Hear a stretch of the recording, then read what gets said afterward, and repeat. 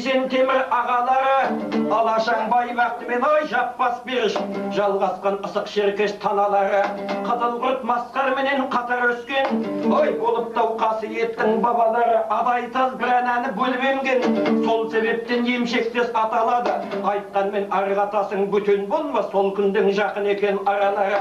Елтайдың қамби бекен алған жары, жесірғап елтайдан еткен зары, айрылып інісінен байлаған, төрттілік баға берген сонша малдай, малмен бас қатар өсіп көбейген соң, ел жұртау қадірлеген осы шалдай, адайдың бел баласы құдайке келім берді, жиналып мерекеге елім келді, тыңдауған аталық сөз мүштәректі, ай сөйле деп сүгірінен,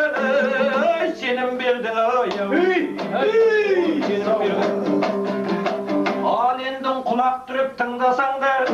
ой үлкенің байылының сұлтан сыйып, үшеуің туысынан болған жуық, артынан таңдап алған ақ тұтаннан, жалғасып берішпенен жаппас туып, бұлардан көсе берген белім буып, байының 12 атаң жаралған соң, айқасып талай жерден аралған соң, аталық мүштәрек сөзмен айтамын, ай елі өтіп алпысқан қараған соң, қараған соң. Ал адайтаз Есен Темір беріш болмақ, ешкімден бұл ауылдар кейін жатпас. Егерді ермен пірін түгел айтсам, Серғады Төремұрат таздан өткен алаша аласақал көте тақты. Ерегес екі талай болған кезде,